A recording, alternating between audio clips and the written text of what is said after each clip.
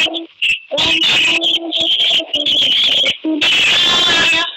नमो भगवते वासुदेवाय। मंगलाचरण करते हैं। ओम अज्ञानतिमिरान्धस्य ज्ञानाञ्जनशलाकया चक्षुर्मिलितं येन तस्मै श्रीगुरवे नमः। श्रीचैतन्यमनोभीष्टं स्थापितं येन भूतले स्वयं रूप कदा श्रीपत्कमलं श्रीगुरुं वैष्णवान् श्रीरूपं साग्रजातं सर्वभक्तावितं तत्सजीवं साद्वैतं सावधूतं परिजनसहितं कृष्ण चैतन्य देवं श्री राधा कृष्ण पादान् ललिता श्री विशाखान्वान् श्री कृष्ण करुणा सिंधु दीनबंधु जगत्पते गोपेश गोपिकाकान्त राधाकान्त नमस्तुते भक्त कंचन गौरांगी राधे वृंदावनेश्वरी पुष्पानुसुते देवी परमाणि हरिप्रिय पंचभद्रवच्च कृपा सिंधु वैवच पतितानां पावनेभ्यो वैष्णवेभ्यो नमो नमः। हरे कृष्ण कृष्ण कृष्ण हरे हरे हरे राम राम राम हरे हरे नमो शुभदाय कृष्ण कृष्णाय भूताय श्रीमते भक्ति वेदांत स्वामी नामिने नमस्ते सरस्वती देवी गौरवाणी प्रचारिणे निर्विशेष शून्यवादी पाश्चात्य प्रचारिणे।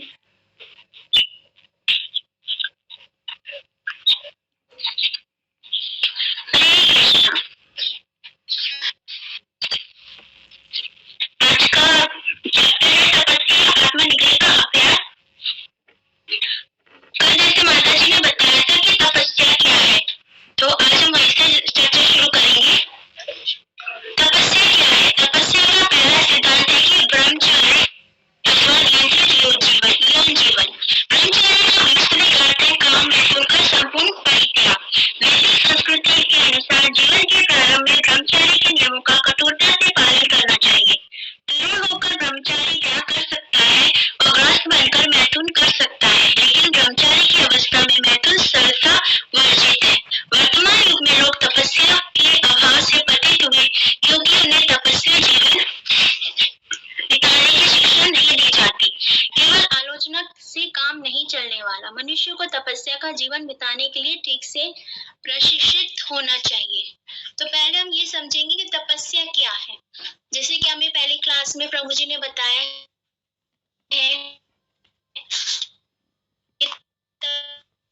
तपस्या होती है जिससे माया अथवा भौतिक प्रकृति के प्रति अपने मोह को स्वेच्छा से त्याग और मन को और इंद्रियों को पूर्ण तरह से नियंत्रित करना, उसको तपस्या कहते हैं। जैसे कि हम भौतिकता में जीते हैं तो हमारी बहुत सारी इच्छाएं होती है, लेकिन जब हमें आध्यात्मिक ज्ञान होता है हम कृष्ण भावनामृत में जुड़ते हैं तो हमें पता चलता है कि क्या सही है क्या गलत है और हमें कहाँ अपने आप को संयमित करना चाहिए, कहाँ पे हम अपने आप को रोक सकते हैं ताकि हम आगे कृष्ण भगवान के करीब जा सके। कृष्ण के शरणागत होकर गुरु की आज्ञा का पालन करते हुए हम कृष्ण भावनामृत कहलाते हैं। ये एक चेतना है जो हमें सही परिस्थिति के प्रति जागृत कराती है।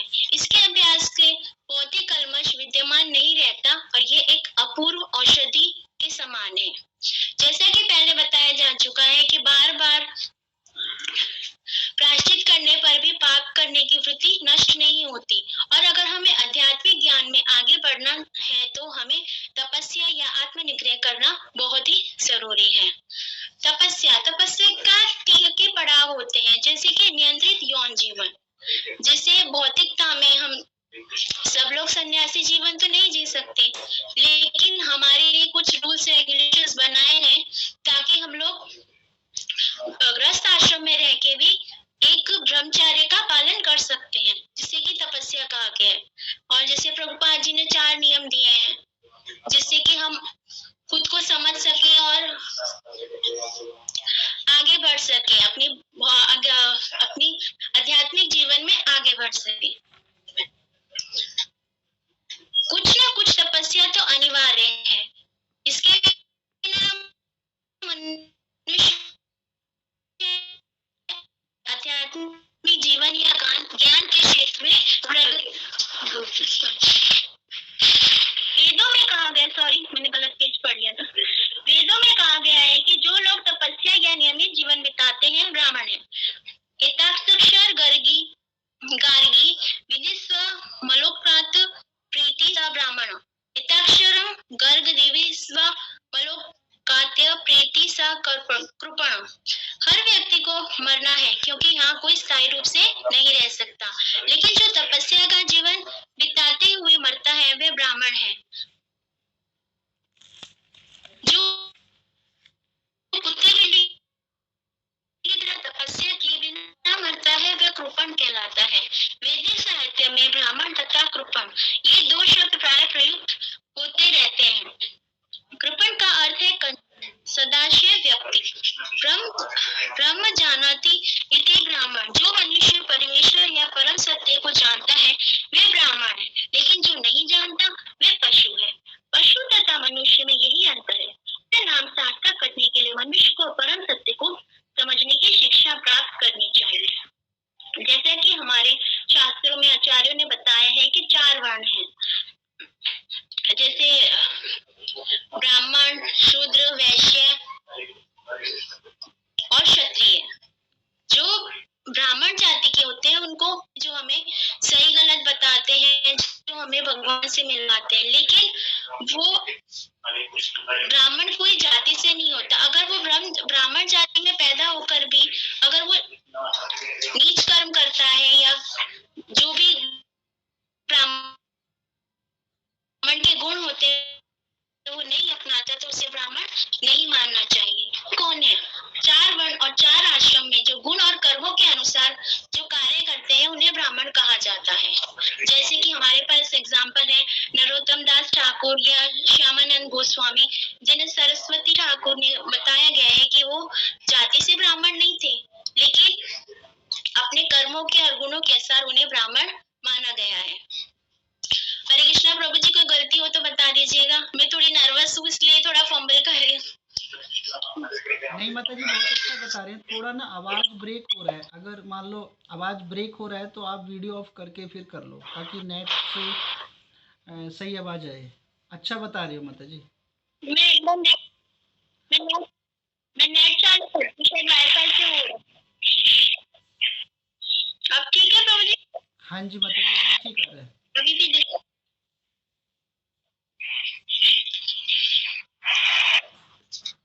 हमें जैसे बताते हैं कि 84 लाख योनियों के बाद हमें मनुष्य की योनि मिलती है, और जैसे अब मनुष्य ही जान सकता है कि सही और गलत क्या होता है। पशु तो ये नहीं समझ सकता कि सही गलत क्या है। तो हमें ये जानने की क्षमता सिर्फ मनुष्य में ही होती है कि अगर हम कृष्ण भावनामत हैं और हमें अज्ञानता से कैसे दूर होना है, किनकी संगति करनी है ताकि हम इस भौतिकता के कलमशों से दूर हो सके और भगवान से मिल सके।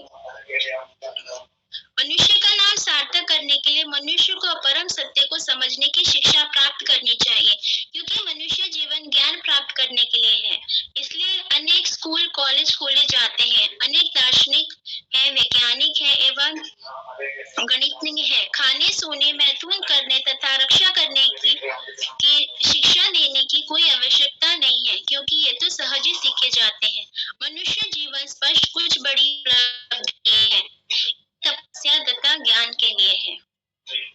वेदों में ब्रह्मचार्य के अनेक विवरण प्राप्त हैं, जो तपस्या के लिए अर्पित जीवन के शुभारंभ को बताने वाले हैं। स्मरणम कीर्तम केली प्रशिक्षण गुहस्य भाषणम संकल्पो वास्तेश क्रिया निवृत्ति च। श्रीधर 6.1.12 ठीक से ब्रह्मचार्य पालन करने के लिए आवश्यक है कि मनुष्य विषय जीवन के संबंध में ना तो बात करे ना ही सोचे। आधुनिक साहित्य एवं समाचार पत्रों को पढ़ना भी ब्रह्मचार्य के सिद्धांतों के विरुद्ध है, क्योंकि ये सब कामुक सामग्री से भरे होते हैं। इसी प्रकार किसी भी प्रकार के से काम वासना की प्रवृत्ति में लगना, जैसे कि लड़कियों को देखना तथा उनसे बात करना, विषय जीवन भोगने का निर्णय लेना या उसके लिए प्रयत्न होना, ये सभी ब्रह्मचार्य के नियमों के विपरीत हैं। ये समस्त क्रियाओं को बंद करके ही असली ब्रह्मचार्य का पालन किया जा सकता है। जैसे कि पहले बताया गया है कि ब्रह्मचार्य का मतलब ये नहीं है कि हम ग्रस्त जीवन नहीं जी सकते। ग्रस्त जीवन जीने पर भी हम जैसे सिर्फ अपने जैसे साथी के साथ ही हम लोग जीवन यापन करते हैं।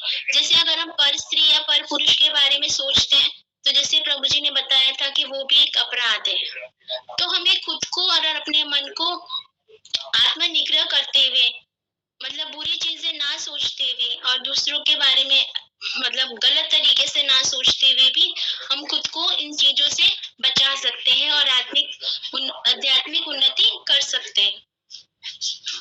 तपस्या, ब्रह्मचर्य तथा मन एवं इंद्रिय निग्रह के द्वारा मनुष्य शुद्ध जीवन की में प्रगति कर सकता है। इसी प्रकार योग्य रूप से किए गए दान द्वारा प्रगति की जा सकती है। यह त्याग कहलाता है। यदि किसी के पास 10 लाख डॉलर है तो उसे वे अपने पास नहीं रखने चाहिए, वरन जब तक वे उसकी पहुंच में रहे उन्हें कृष्ण के नियमित व्यय कर देना चाहिए। धन या शक्ति का सदुपयोग तभी होता है जब वे कृष्ण को निर्दिष्ट हो। जैसे कि पहले के लेसन्स में हमें प्रभु जी ने बताया था कि कृष्ण भगवान ही परम भोक्ता है और हम उनके नित्य अनुदास हैं। लेकिन जब हम खुद को स्वामी मांगने लगते हैं तो हम एक तरह से अपराध करते हैं और हम फिर इसी भौतिकता में और जीवन मृत्यु के चक्कर में फंसे रहते हैं। लेकिन अगर हम सब कुछ कृष्ण का है ये जानते हुए भी हम खुद को वस्तुओं को स्वामी मानते हैं तो यह अज्ञानता है। होने का है और वह सोचते हैं तो वह एक ईमानदारी है। हमें ईमानदारी से जीवन व्यापन करना चाहिए और हर चीज को भगवान से जोड़ के देखना चाहिए कि जो भी चीजें हमारे पास हैं या होंगी वो सब कुछ जो है सब कुछ भगवान का है, भगवान का दिया हुआ है और हमें उसके लिए उन्हें हर समय धन्यवाद भी करना चाहिए कि भगवान ने हमें सब कुछ प्रदान किया है। भगवान क्या है? ईश्वर परम कृष्ण सच्चिदानंद विग्रह आनंदन गोविंदन संकारम कारणम। वह सच्चिदानंद स्वरूप है और सभी कारणों के कारण है। जैसे भगवद गीता 18.5 में बताया गया है, ये ना 18.5 पेज नंबर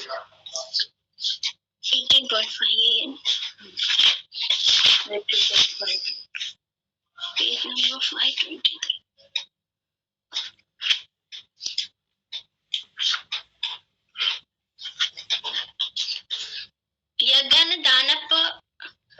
यज्ञ दान तपम कर्म न त्याज्य कर्ममेव तत यज्ञो दान तपेश्वर पावनानि मिश्रणम।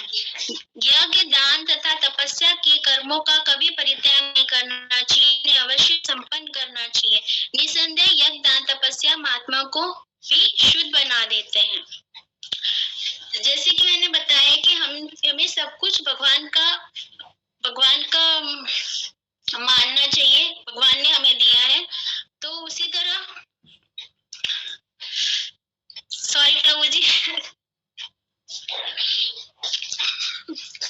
जो ही मनुष्य शरीर त्यागता है उसके धन के सारे स्रोत अथवा अपने शरीर के लिए एकत्र किया गया सब कुछ उसके साथ ही समाप्त हो जाता है, क्योंकि आत्मा दूसरे शरीर में देहांतर कर जाता है। फिर भी यह जान नहीं सकता कि अपने पिछले शरीर का कमाया गया धन कहाँ रखा है। ये सब यहाँ वह कहाँ खर्च किया जा रहा है। मनुष्य चाहे तो मरते वक्त ये घोषित कर सकता है कि उसके पुत्र या उत्तराधिकारी उसके धन को किस तरह खर्चे, लेकिन यदि वह लाखों डॉलर भी छोड़कर जाए तो अगले जीवन में वह उस पर अपना कोई अधिकार नहीं जता सकता। इसलिए जब तक धन अपने हाथ में है तब तक उसे उत्तम कार्य के लिए खर्च करना श्रेयस्कर होगा। यदि वह उसे बुरे कार्यों में खर्च करता है तो वह बंधन में फंसता है, लेकिन यदि वह उसे उत्तम कार्यों के लिए खर्च करता है तो बदले में उसे पुण्य मिलता है। भगवद गीता में यह बात स्पष्ट रूप से कही गई है। भगवद गीता बताती है कि दान 3 प्रकार के होते हैं, सतोगुणी, रजोगुणी, तमोगुणी। सतोगुणी पुरुष जानता है कि दान कहाँ दिया जाए। भगवद गीता में कृष्ण कहते हैं, समोहम सर्वभूतेषु नामे देवस्यु स्थित न प्रिय ये भजन्ति तु मां भक्ताय मयि तु तेषु चाप्यहम्। ना मैं किसी से द्वेष करता हूँ, ना किसी के साथ पक्षपात करता हूँ, मैं सब पर संभाव रखता हूँ, किंतु जो मनुष्य भक्ति में मेरी सेवा करता है वह मेरा मित्र है, मुझी में स्थित रहता है और मैं ही उसका प्रिय मित्र हूँ। जैसे कि आगे बताया है कि दान 3 तरह के होते हैं, सतोगुणी, रजोगुणी और तमोगुणी, और यही 3 गुण एक मनुष्य में भी पाए जाते हैं। अब जैसे सतोगुणी दान क्या होता है? सतोगुणी दान वो योग्य व्यक्ति को दिया जाता है। रजोगुणी दान जो अपने लाभ के लिए दिया जाता है, जैसे हम किसी स्कूल में या कहीं पे प्याव लगवाते हैं या डोनेशन देते हैं ताकि हमारा नाम हो, हमारा नाम बढ़े। और तमोगुणी व्यक्ति वो तमोगुणी दान उसे कहा जाता है जो किसी अयोग्य व्यक्ति को दिया जाता है, अनुचित समय पर दिया जाता है या अपवित्र स्थान में दिया जाता है। मतलब कि अगर हम किसी को दान देते हैं और वो उस धन का खर्च किसी गलत काम के लिए करता है तो वो उसका दोषी नहीं होता, हम उसके दोषी होते हैं, उसका पाप हमारे ऊपर होता है। तो ऐसे ही जैसे कि आगे बताते हैं कि अगर हम कोई हम बहुत धनी है लेकिन अगर हम कोई दान नहीं करते किसी मंदिर बनवाने में या किसी वैष्णव को या किसी को जिसको जरूरत देते हैं और मर जाते हैं तो अगले जन्म में हमें फिर मेहनत करके वो धन अर्जित करना पड़ेगा। लेकिन अगर हम उसको किसी दान में लगाते हैं, अच्छी जगह लगाते हैं, तो हमारे लिए वो, अगर हम मतलब दान अच्छी जगह लगाते हैं तो वो सतोगुणी माना जाता है। वो हमें पुण्य पाप के कर्मों से छूट जाते हैं। कृष्ण को धन की आवश्यकता नहीं है क्योंकि वे हर वस्तु के मूल स्वामी हैं, लेकिन तो भी वे हमसे दान मांगते हैं। उदाहरणार्थ कृष्ण भगवान वामन में वेश में बलि महाराज में से याचना करने गए। यदि वे सर्वलोक ईश्वरम अर्थात समस्त लोगों के स्वामी हैं, तो भी वे कहते हैं कृपया मुझे दान दो। सो क्यों? यह हमारे हित के लिए है, क्योंकि जितना ही जल्दी हम कृष्ण का धन कृष्ण को लौटा देते हैं उतने ही उचित ढंग से हम स्थित रहेंगे। निसंदेह ये सुनने में शायद सुखद नहीं लगेगा, लेकिन वस्तुतः हम सभी चोर हैं क्योंकि हमने भगवान की संपत्ति चुराई है। यदि किसी के पास कुछ है लेकिन फिर भी यदि वह भगवत भावना भवित नहीं है तो ये समझना चाहिए कि उसे भगवान की संपत्ति चुराई है। भौतिक जीवन की यही प्रकृति है। यदि इस पर विवेकपूर्ण विचार किया जाए तो यदि मनुष्य असली ज्ञान प्राप्त कर ले तो उसे अनुभव होगा कि हम भगवान को नहीं समझते। जिनकी संपत्ति का हम उपयोग कर रहे हैं, तो हमारे पास जो कुछ है वह सब चोरी का माल है। भगवद गीता में यह भी कहा गया है कि यदि मनुष्य अपने धन को यज्ञ में व्यय नहीं करता तो वह चोर माना जाता है। उदाहरणार्थ यदि कोई प्रचुर धन कमाता है लेकिन वह आयकर से बचने के लिए उसे छुपाने का प्रयास करता है तो वह सरकार उसे अपराधी मानती है। वह यह नहीं कह सकता कि ये धन मैंने कमाया है, मैं सरकार को क्यों दूं? नहीं, उसे तो या तो उसे अदा करना पड़ेगा या दंड के लिए तैयार रहना पड़ेगा। जैसे कि मैंने पहले बताया कि कृष्ण भगवान परम भोक्ता है, जो कुछ हमारे पास है वो सब भगवान का ही दिया हुआ है, और लेकिन हम उसे अपना मानकर हम उसके भोक्ता बन जाते हैं तो हम एक तरह से चोर हैं। हाँ, ये हमारी ईमानदारी नहीं है। सही ईमानदारी वही है कि हम जो कुछ भगवान से पाया है वो भगवान को अर्पण कर दे ताकि हम जीवन मृत्यु के चक्र से भी छूट जाएं और पाप पुण्य के चक्कर से भी। यही सच्ची भगवत्ता है। इसी प्रकार उच्च दृष्टिकोण के अनुसार हमारी हर वस्तु कृष्ण की या ईश्वर की है और उसका उपयोग उन्हीं की इच्छाओं के अनुसार किया जाना चाहिए। हम कोई इमारत बनाने की इच्छा कर सकते हैं, लेकिन इसके बनाने के लिए पत्थर, लकड़ी या मिट्टी कहाँ से आएगी? हम कृत्रिम रूप से लकड़ी पैदा तो नहीं कर सकते, वह भगवान की संपत्ति है। हम धातु का सृजन नहीं कर सकते, इसे हमें खान से लेना होगा जो भगवान की संपत्ति है। मिट्टी तथा मिट्टी से बनी ईंटें भी भगवान की संपत्ति है। हम केवल अपना श्रम लगाते हैं, किंतु वह श्रम भी भगवान की ही संपत्ति है। हम हाथों से काम करते हैं, लेकिन वह हाथ भी तो हमारे नहीं, अभी तो ईश्वर की मालिकी है। क्योंकि जब हाथ को उपयोग में लाने के लिए शक्ति भगवान द्वारा वापस ले ली जाती है तो वह हाथ बेकार हो जाते हैं। जैसे सब कुछ भगवान का ही है, हमारा शरीर भी अपना नहीं है। हमारे साथ अच्छा बुरा जो भी होता है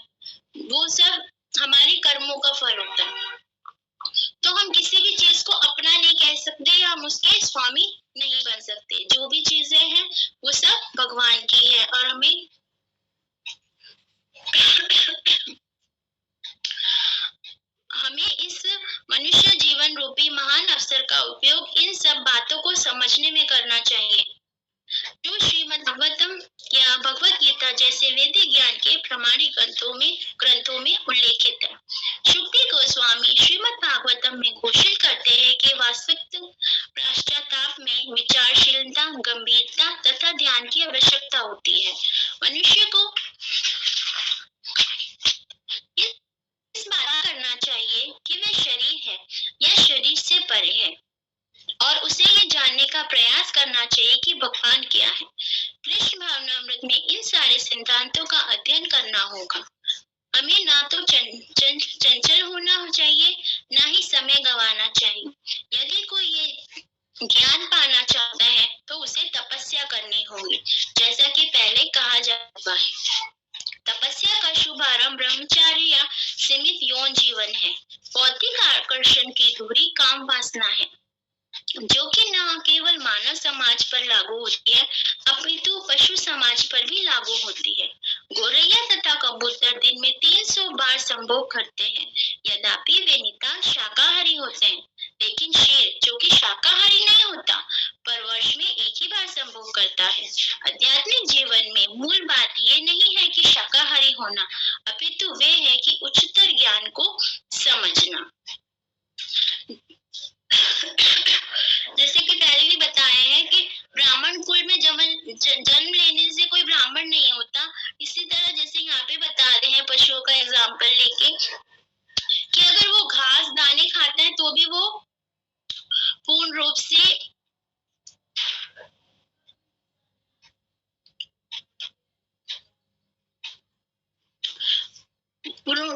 से वो शाकाहारी नहीं है, क्योंकि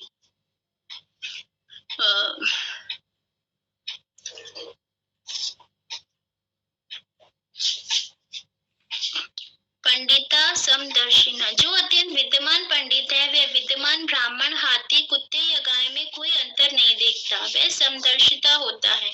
उसकी दृष्टि उन सबको संभाव से देखने में सामर्थ्य देती है। ये कैसे होता है? वह शरीर को नहीं देखता अपितु आत्मा या आध्यात्मिक स्फुलिंग को देखता है। वह सोचता है कि ये कुत्ता है, लेकिन ये भी एक जीव है। यद्यपि अपने पूर्व कर्म के कारण वह कुत्ता बना है, और ये विद्वान मनुष्य भी एक जीवित स्फुलिंग है, लेकिन उसे अपने पूर्व कर्म के अनुसार उत्तम जन्म मिला है। जब कोई इस अवस्था को प्राप्त होता है तो वह शरीर को नहीं अपितु आध्यात्मिक स्फुलिंग को देखता है, और वह विभिन्न जीवों में अंतर नहीं देखता। जब कोई कृष्ण भावनामृत या आध्यात्मिक हो जाता है तो वो हर जीव में परमात्मा का दर्शन करते हैं कि हर वस्तु भगवान की बनाई हुई है, चाहे वो कुत्ता हो, बिल्ली हो या कोई जीव हो। हम जैसे किसी को भी नुकसान पहुंचाते हैं या अपने स्वाद के लिए जैसे भक्षण करते हैं तो हम अपराध करते हैं, क्योंकि भगवान की बनाई हुई चीज का हम भोग नहीं कर सकते।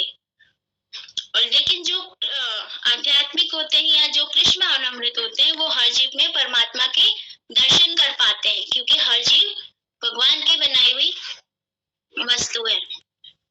तो वो इस तरह से अपराध से भी बच जाते हैं और आध्यात्मिक ज्ञान का भी उनको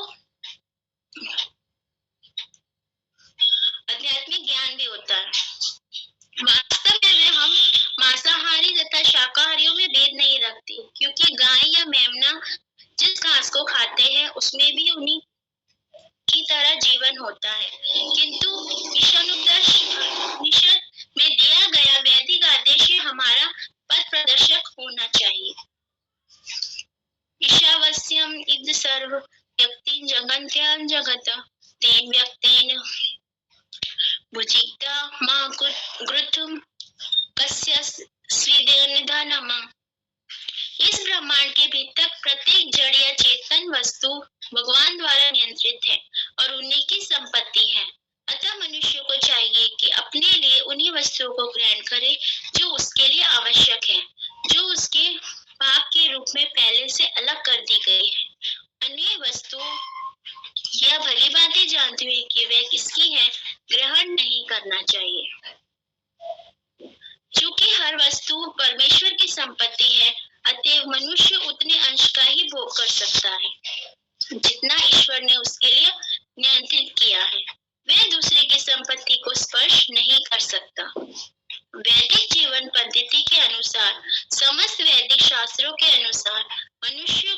फलों तथा शाकों का भोजन करना चाहिए, क्योंकि उसके दांत इस तरह के बने हैं कि वे वस्तुएं आसानी से खाई या पचाई जा सके।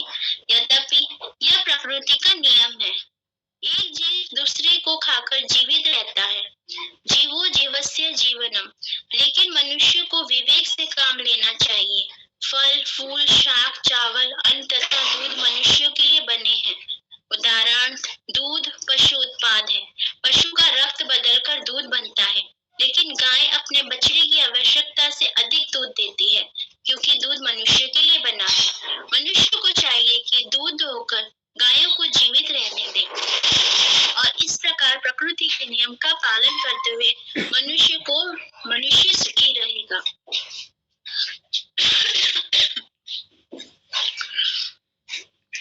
तीन व्यक्ति बुझी था। मनुष्य को ईश्वर ने जो कुछ दे रखा है वह उसे ग्रहण करना चाहिए और सुखपूर्वक जीवन बिताना चाहिए। हमें जो भगवान ने दिया है हमें उसमें आत्मसंतोष रखना चाहिए। जैसे कि भगवान ने हमें जो भोजन प्रदान किया है, जैसे कि हम मांसाहार करते हैं या गायों को और उनको मारा जाता है अपने स्वाद के लिए, तो वो सही नहीं है, क्योंकि भगवान ने जो भी चीजें बनाई उन सब में जीव है और हम किसी जीव की हत्या करना हमारे लिए निषेध है।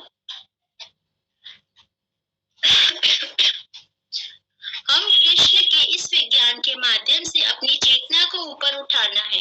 दान वृत्ति सबके हृदय में है, लेकिन हम ये नहीं जानते कि उसका सदुपयोग किस प्रकार किया जाए। हम जो कुछ शक्ति का व्यय करते हैं वे सब बनाएंगे, क्योंकि ये सब शक्ति उन्हीं की है। कृष्ण के लिए व्यय करके हम कुछ खाएंगे नहीं। कृष्ण इतने दयालु हैं कि जब हम उन्हें भोजन अर्पित करते हैं तो वे उसे स्वीकार करके सब कुछ हमारे खाने के लिए छोड़ देते हैं। हम केवल कृष्ण को भोजन अर्पित करके ही भक्त बन सकते हैं। इसके लिए हमें एक जदाम भी अतिरिक्त व्यय नहीं करना होगा। उच्चतर विचार की दृष्टि से हर वस्तु कृष्ण की है,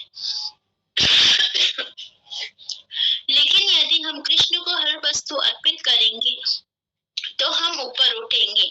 शुद्ध जीवन में उन्नति के लिए यही सर्वोत्कृष्ट और आजमाया हुआ सिद्धांत मार्ग है। हरे कृष्णा। जी प्रभु जी। हरे कृष्णा माता जी। मैं कुछ ज्यादा तो समझा नहीं पाई प्रभु जी। मैं तो बहुत ज्यादा नर्वस हूँ और मुझे इतना नहीं आता समझाने, तो मेरी गलती होगी तो क्षमा कीजिएगा। नहीं माता जी, सरल है, समझ में आ रहा है, बहुत सरल है। और आप इसको पढ़ भी रहे हैं ना, तब भी समझ में आ रहा है, इतना सरल तरीके से पढ़ रहे हैं। अभी इसका ना आपने काफ़ी पेज पढ़ लिए हैं। अगर इसमें और कुछ जोड़ना चाहते हैं कंटेंट को, तो आप इसमें जोड़ सकते हैं, है ना। और भी कुछ स्पेशल बताना चाहते हैं किसी पॉइंट पर, तो आप इसमें इसी से बताइए।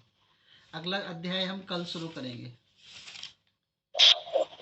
जी प्रभु।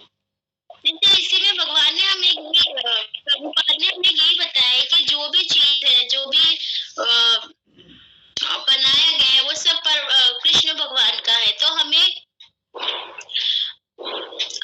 उन्हीं का, जैसे अगर हम दान देते हैं तो हमें सत्वगुण में रह के दान करना चाहिए और हमें एकदम विनम्र भाव से लोगों से व्यवहार करना चाहिए और सभी को सम्मान देना चाहिए, चाहे वो एक घास का तिनका हो, चाहे वो पशु हो, क्योंकि सभी में जीव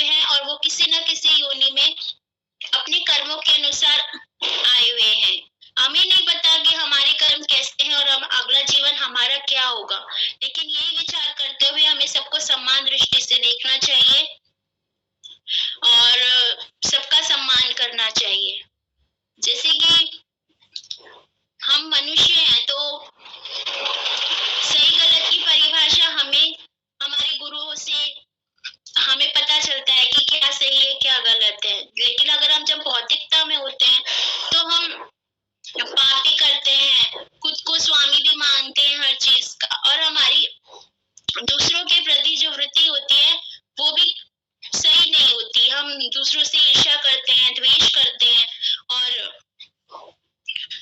हर चीज को अपना मानते हैं, धन संग्रह करने में लगे रहते हैं सारा दिन, जो कि हमारा है नहीं, कि सब कुछ भगवान का है। तो मुझे जहाँ तक ये सीख मिलती है इस चैप्टर से, ये सीख मिलती है कि जो कुछ है भगवान का है और हमें भगवान का हमेशा धन्यवाद करना चाहिए और कृतार्थ रहना चाहिए कि भगवान हम पे कृपा करे, ताकि हम भी सही गलत को समझ सके। जो तपस्या प्रभुपाद ने या जो हमारे लिए कही है, ताकि हम अपने जीवन को पशु जीवन को छोड़ के मनुष्य जीवन की तरफ बढ़ सके और कृष्ण भगवान को पा सके। हरे कृष्णा प्रभु जी। हरे कृष्ण माता जी, बहुत बहुत धन्यवाद। और भी कोई भक्त इसमें कंटेंट में जोड़ सकता है तो जोड़ने का प्रयास करें। काफ़ी अच्छा चैप्टर है ये, माता जी ने बहुत सुंदर प्रयास किया और काफ़ी अच्छा लग रहा था। हरे कृष्णा। संगीता माता जी, आप कुछ जोड़ सकते हैं। विनीता माता जी, ज्योति माता जी। माता जी, मेरे को एक छोटा सा प्रश्न है मेरा। कोई भी भक्त कोई भी भक्त कोई भी भक्त बता सकता है। जैसे तमोगुणी दान के बारे में बताया उदाहरण, तो मुझे रजोगुणी का उदाहरण जानना है। रजोगुणी दान किस प्रकार का होता है? रजोगुणी दान प्रभु जी प्रभु जी ने बताया था। रजोगुणी दान जो हम अपने यश के लिए करते हैं, जैसे कि हम किसी स्कूल में डोनेशन देते हैं या हम किसी धर्मशाला बनवाते हैं ताकि हमें नाम हो, हमें ख्याति मिले, ताकि हम कोई मतलब पुण्य कमाने की अगर हम कोई दान करते हैं क्योंकि हमारे पाप करने से नष्ट हो जाते हैं, रजोगुणी दान कहा जाता है। जी माता जी, मैंने शायद इसको लिखा नहीं था ना, वही मैं देख रहा था। और फिर दान की पात्रता को कैसे देखें?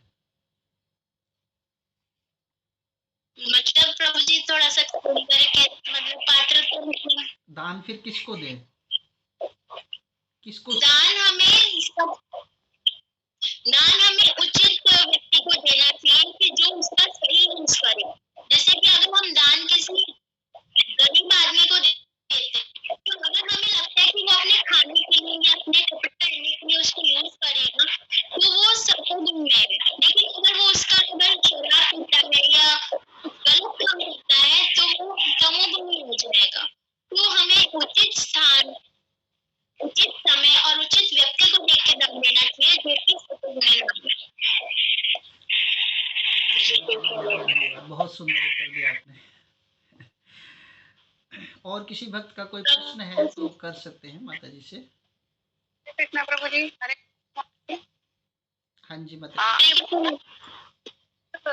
उचित व्यक्ति को ही दान दें, तो उचित हम उसका क्या हम मेजर कैसे रखें, वो उचित कैसे है, ये आपने अभी बताया, आपने एक्सप्लेन किया।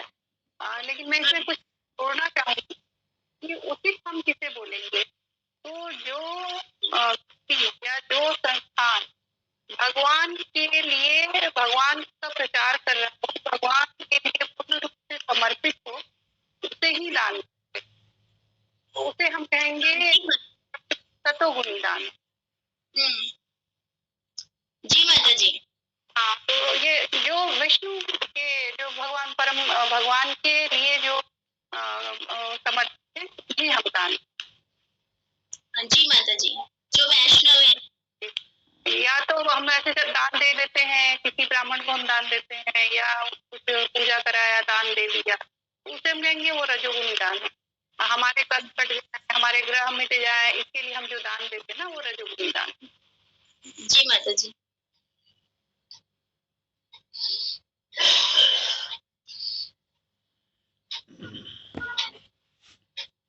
माता जी, आपको कुछ सवाल था? आपने मतलब ये तो मुझे समझाया कि ये दान होता है, मतलब आप कुछ पूछना चाह रहे थे मेरे से? नहीं माता जी, आपने अच्छा से बताया, समझ आया। मैं ऐड करना चाह रही थी, अभी लेकिन वर्ड्स अलग थे आपके, तो थोड़ा सा मैंने क्लैरिफाई।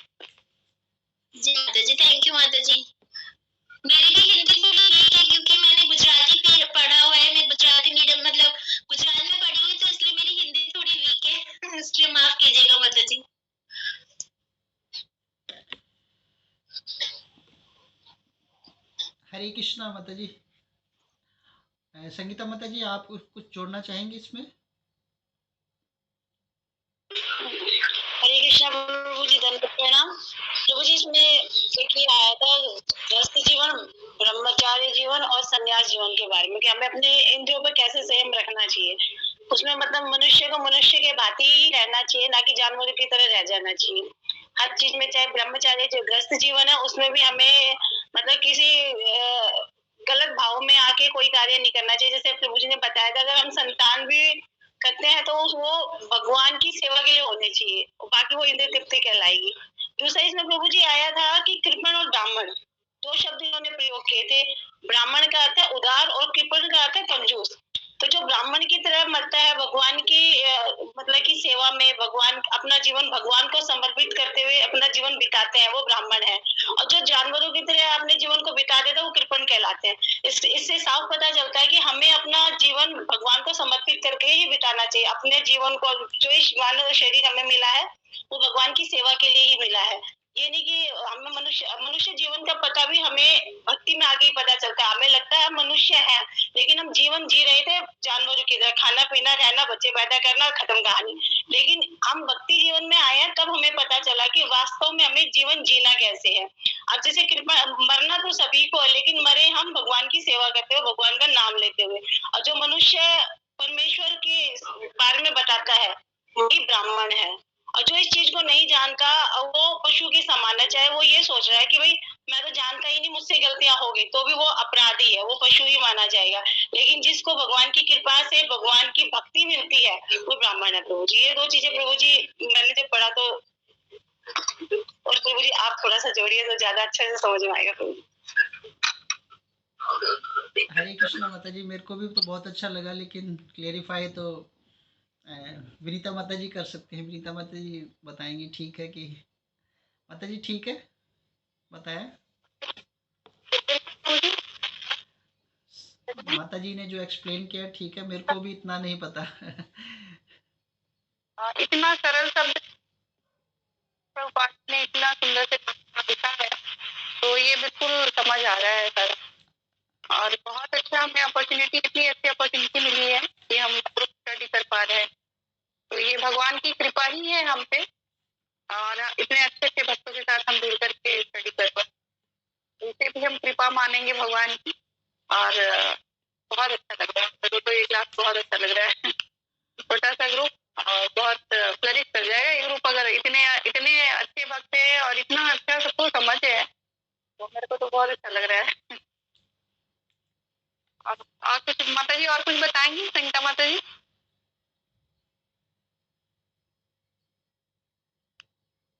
माता जी और तो बाकी तो माता जी ने कल बता दिया था तपस्या के बारे में, कि हमें जीवन अपना तपस्या से ही शुरू करना चाहिए। जैसे भक्ति से नहीं पता चला प्रभु जी, हम थोड़ा बाहर क्लास कीर्तन में गए थे जब हम सुन रहे थे इसको, तो अभी तपस्या के बारे में माता जी इसमें ज्यादा बता रहे हैं। जैसे हमें स्मरण कीर्तन करना चाहिए। सबसे पहले स्मरण, हमें भगवान कहते हैं कि कानों से हमें सुनना चाहिए, तो स्मरण हो गया, कीर्तन हो गया। तो कीर्तन स्मरण के द्वारा कानों से सुनने से भगवान हमारे हृदय में आ जाते हैं, जिससे हमारा हृदय शुद्ध हो जाता है। और इसके सबसे ज्यादा जोर माता जी हमें लग रहा है जैसे कि ब्रह्मचार्य को कुछ ज्यादा इस पे विशेष ध्यान दिया जा रहा है, कि मतलब कि हमें गृहस्थ जीवन में भी ब्रह्मचार्य को अपनाना चाहिए। जैसे प्रभुपाद जी ने विदेश में जाके बोला था कि पत्नी हमें एक ही रखनी चाहिए, तभी उन्होंने मतलब कि पर संघ पे भी उन्होंने मतलब मना किया था। तो उससे वो ब्रह्मचार्य के जीवन, अब भारतवर्ष में कहा एक पत्नी अगर साथ है तो वो भी तपस्या ही कहलाएगी माता जी। तो ये तपस्या हमें रखनी चाहिए माता जी, अपने आप को शुद्ध करने के लिए, अपने हृदय को शुद्ध करने के लिए, अपने मनुष्य जीवन को साकार करने के लिए माता जी। हरे कृष्णा माता जी। अब आप थोड़ा समझा दीजिए माता जी, मुझे जो समझ में आया। मैंने बोला कि कुछ गलती हो तो क्षमा करिएगा माता जी।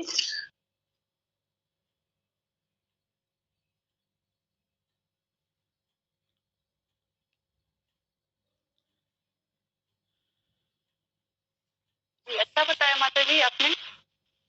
मैं भी अभी बहुत नीचे स्तर पे हूँ, तो कोशिश कर रही हूँ हो सके पढ़ करके, लेक्चर सुन करके। तो आप लोग तो मेरे से बहुत आगे हैं, बहुत आगे। बहुत अच्छा सर। और किसी का प्रश्न हो तो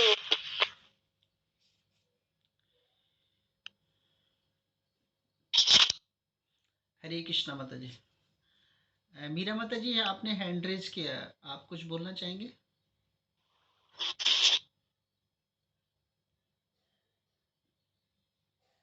हरे कृष्णा। ज्योति माता जी, आप कुछ जोड़ना चाहेंगे इसमें? हरे कृष्णा प्रभु जी। बस प्रभु जी, दो ही चीजें जो अभी मेरे दिमाग में आ रही थी ना, कि एक तो दान को लेके, तो अभी कुछ दिनों पहले ना रवि लोचन प्रभु जी से इसी चीज के बारे में चर्चा हो रही थी कि जैसे हम लोग गाड़ी में कई बार जा रहे होते हैं, तो रेड लाइट पे कितने सारे लोग, मतलब बच्चे आ जाते हैं मांगने के लिए, मांगने वाले आ जाते हैं। तो मैंने उनसे प्रश्न किया कि कितना सही है उन लोगों को दान करना, क्या ये चीज दान में काउंट नहीं होगी? तो उन्होंने एक चीज बोली थी कि हमें समय समय पे दान करना चाहिए, बहुत अनिवार्य है। अगर हम दान नहीं करेंगे तो हमारा हृदय बहुत कठोर हो जाएगा। पर ये भी बहुत सच है कि कृष्ण केंद्रित अगर काम ना हो, कोई कार्य ना हो, तो वो लगेगा ही, मतलब वो दान माना ही नहीं जाएगा। उन्होंने एक बहुत अच्छा सोल्यूशन दिया था इस चीज के लिए, कि जैसे अभी कहीं हम जा रहे हैं तो फिर जैसे छोटे छोटे बिस्किट्स के पैकेट रख लीजिए, उसको आप भोग लगा के रख लीजिए।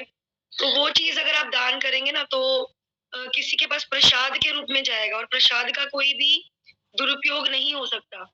तो ऐसा दान उन्हें फल देगा, उनका जीवन मतलब सुधारेगा। इस तरीके से उन्होंने जो गाइड किया। एक एक चीज जो मुझे समझ में आ रही थी, मुझे मैं रिफ्लेक्ट कर रही थी अभी, तो मुझे लगा मैं आप लोगों से शेयर करूं। फिर एक चीज और प्रभु जी, अभी जैसे संगीता माता जी बोल रहे थे, श्रवण और कीर्तन के माध्यम से कुछ बोला था उन्होंने। तो अभी 2 दिन पहले ही सुदामा प्रभु जी का, जैसे हम दीपदान में गए थे किसी के घर, तो उन्होंने इतना अच्छा बोला था कि when you hear, you are most near to the deer, and then you don't have any fear, ऐसे कुछ करके उन्होंने बोला था। when you hear मतलब कृष्ण कथा, जब हम कृष्ण कथा सुनेंगे तो हम सबसे ज्यादा नजदीक होंगे अपने सबसे प्रिय डियर, जो कि लॉर्ड कृष्ण, भगवान कृष्ण के। और जब हम भगवान कृष्ण के नजदीक होंगे तो हमें कोई डर नहीं होगा, फियर नहीं होगा। तो इन सारी चीजों में जो कॉमन जो वर्ड आ रहा था वो ईयर था, EAR। तो कहीं ना कहीं श्रवण का जो इम्पोर्टेंस है ना, वो इन चारों शब्दों से बहुत ज्यादा क्लियर मुझे हुआ। तो मुझे लगा कि ये दो चीजें मैं क्यों ना शेयर करूं आप लोगों के साथ।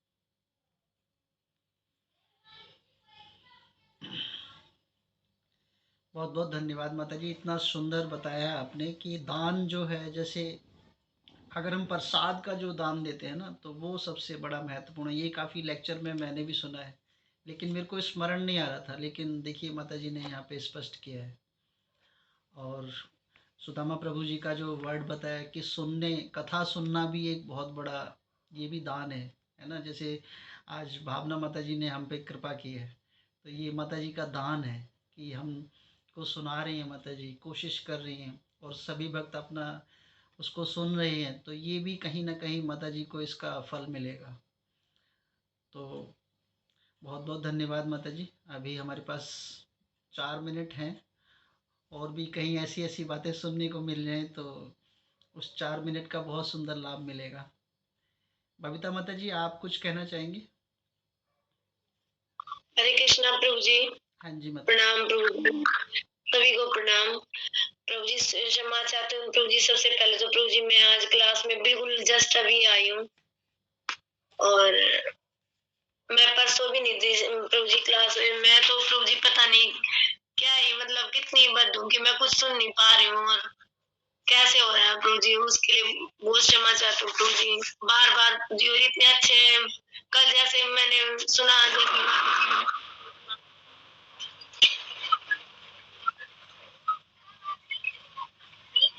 वो मेरा हरे कृष्णा माता जी।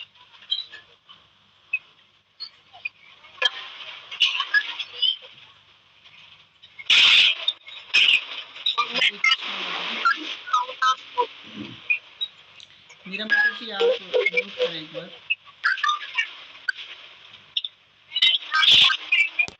मैं ही कर देता हूँ। आवाज नहीं।